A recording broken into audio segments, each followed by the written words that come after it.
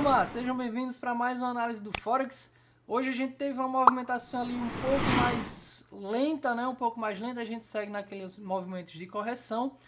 Comentamos ao vivo hoje na comunidade, com os alunos, com os membros assinantes da escola, as regiões que a gente poderia estar aguardando. Se você ainda não conhece nossa comunidade, clique no link abaixo desse vídeo que você vai ser direcionado para lá, beleza?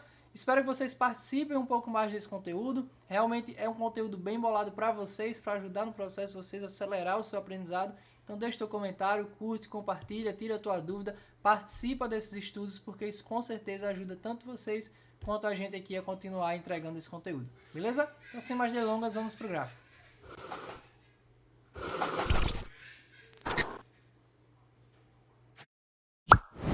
Já estamos aqui no gráfico. E aí, como a gente pode ver aqui no gráfico do Euro USD, tá? O que é que a gente havia comentado ontem? Eu expliquei para vocês toda essa estrutura aqui, todo esse movimento de impulsão e o porquê dessa liquidez aqui nesses pontos, tá? Deixei isso explicado para vocês ontem no estudo de mercado de ontem. O que é que a gente tinha que aguardar hoje, que eu falei para vocês, tá? Que a gente precisaria perder ou esse topo ou esse fundo, ver o EURUSD sair dessas regiões. Para que a gente acreditasse que ele de fato já encontrou topo e vai dar continuidade no movimento de queda, a gente precisava ver esse movimento de boss interno, fazer aqui esse minor boss, para a gente acreditar que ele passou a ter uma nova estrutura, com um novo fundo aqui, um novo topo, para poder estar dando continuidade aqui nesse movimento de impulsão de queda. A gente não viu isso acontecer. Assim como eu falei também que ele poderia vir capturar essas regiões de liquidez, tracei inclusive as order blocks e os imbalances que a gente poderia aguardar ele trabalhar para poder finalizar esse movimento de impulsão e dar continuidade na queda. O que hoje também não aconteceu. A movimentação hoje foi bem simples mesmo, ele moveu muito pouco, ó, daqui para cá, ficou um gráfico ainda dentro dessa estrutura. Não foi aquela movimentação que a gente de fato espera que aconteça para a gente poder estar montando oportunidades de trade, tá bom?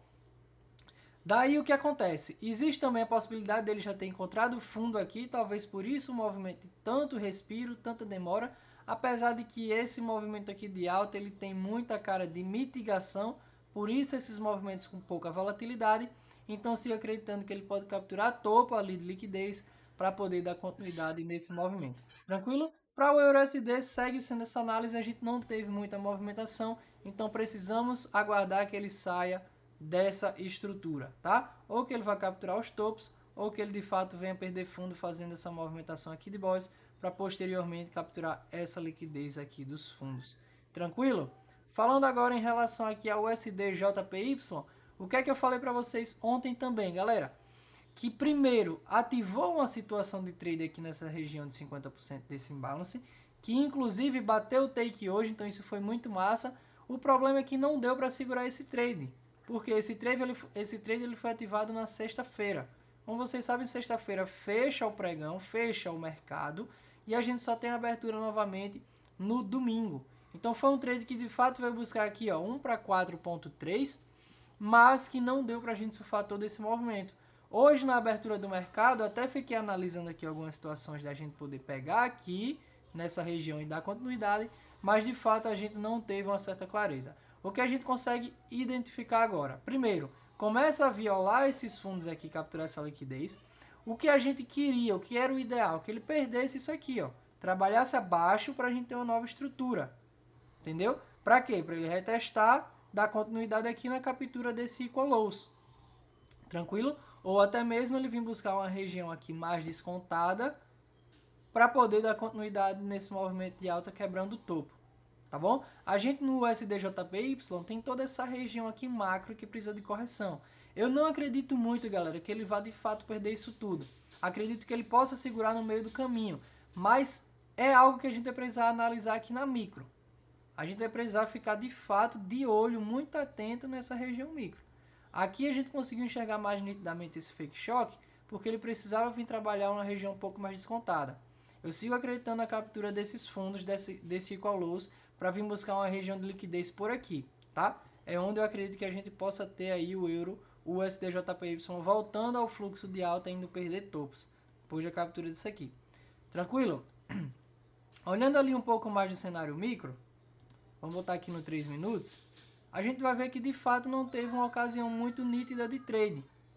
É um movimento que fica muito arriscado após ele fazer isso, porque a gente tem quebra de estrutura, a gente tem lá uma movimentação de topo que vem deixar um fundo. É muito arriscado a gente de fato vir pegar uma região aqui, um trade nesse ponto, tá bom?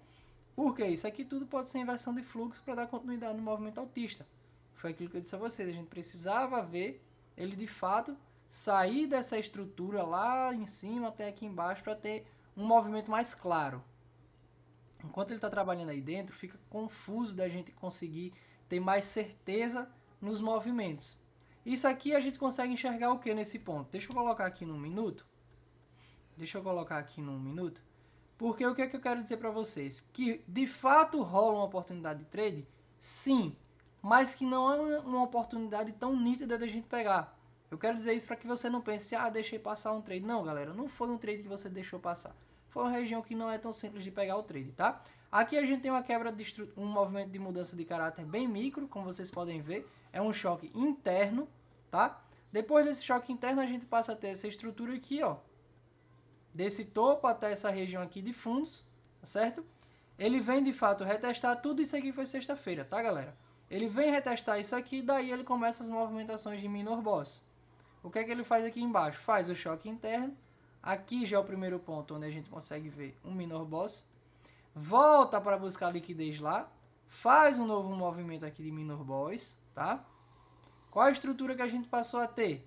Olha só, o mercado abriu ontem aqui, tá? O mercado abriu ontem aqui. Qual a estrutura que a gente passou a ter a partir desse outro minor boss? Esse topo até esse fundo. E ele faz a mesma coisa, ó. Volta lá para mitigar e novamente a gente consegue ver o que? Minor boss, aqui nesse ponto. A gente tem mais uma região aqui de minor boss. Beleza? Depois que a gente passa a ter esse novo minor boss, o que é que a gente tem? Mais uma estrutura formada, ó, do topo lá até o novo fundo que vai ser formado. O que é que o mercado faz? Vem trabalhar aqui acima da região de 50%, captura a liquidez, tá? Captura toda essa liquidez que existia nessa região aqui, ó. Tudo isso aqui é liquidez. Deixa eu colocar aqui para vocês entenderem. Beleza. Tudo isso aqui, ó, é região de liquidez, tá bom? Ele vem capturar, porque a estrutura é essa, galera, ó. Faz fundo, faz topo, ó. Faz esse minor boss. Depois que ele faz esse fundo aqui, que ele faz esse topo, ele começa aqui, ó, a deixar liquidez. Daí o que é que ele faz? Captura toda essa liquidez e já dá continuidade no movimento, tá bom? Aqui mesmo já era uma primeira situação de trade, ó, que já foi a segunda chance. Aqui mesmo a gente já tem essa order block logo após essa movimentação aqui do boss. Ele começa a voltar, ele já busca essa order block aqui, ó. Ele já busca exatamente essa região de order block aqui, começa a derreter, deixa toda a liquidez aqui a ser gerada e ainda dá uma segunda oportunidade vindo buscar aquela região de order block ali do topo, ó. Vindo buscar essa região de order block aqui do topo. Tranquilo? Ele busca aqui e já dá uma segunda oportunidade. Eu, particularmente, não levaria esse trade até o final, até onde ele de fato caiu, pelo risco que existe, como eu falei para vocês, dessa estrutura aqui, ó, desse fundo até esse topo. A partir do momento que eu pego esse trade aqui, primeiramente, o primeiro alvo eu deixaria aqui na base, ó. Caso eu quisesse conduzir um pouco mais até essa estrutura, tá bom? Seria o trade ideal aí para o USDJPY. Falando no cenário atual dele, seguimos na mesma ideia. Ontem eu falei inclusive para vocês isso, tá? Dos 4 pontos, ó. Faz 1, faz 2, faz 3, faz 4. Captura topo é queda, beleza? Ele agora vem fazer o quê? Perder fundo. Então seguimos aguardando ele de fato vir aqui, perder esse fundo, fechar abaixo para deixar uma nova estrutura para a gente. Daí a gente pode aguardar uma correção e obviamente que nessa correção a gente pode ver, enxergar aqui pontos de compra. Tranquilo? Até lá, vamos deixando o gráfico rolar, perder esses fundos. Para o SHA-USD, seguimos aquela mesma análise. Falei para vocês que aconteceu aqui uma movimentação de Wyckoff, que ele teria agora que jogar o preço lá acima na região de 50%. Como a gente pode ver, ele já está bem próximo, né? Já está seguindo aquela direção, bem esticado. O que foi que eu passei para os nossos alunos hoje no ao vivo? Que a gente passou a ter essa nova estrutura do euro, do ouro, desse fundo até esse topo, tá? Vou até puxar uma ferramenta aqui de replay, porque hoje de manhã a gente tava mais ou menos aqui, deixa eu achar, mais ou menos aqui nessa estrutura.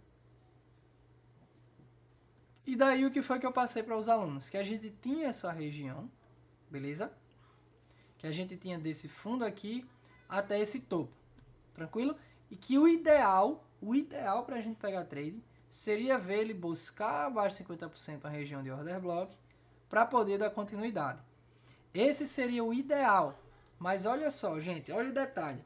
Vocês precisam ter feeling do ativo que vocês analisam. O feeling que eu tenho do ouro nos últimos dias é que ele de fato está esticando muito para depois buscar as regiões. Como a gente pode ver aqui nessa queda, ó, ele estica muito, ele não captura as regiões de fato do subfractal, ele estica bastante para depois ele subir capturando tudo de uma vez. Ou seja, é um famoso VSR, né? O movimento em V. Ele cai, faz o Wyckoff e sobe na mesma proporção.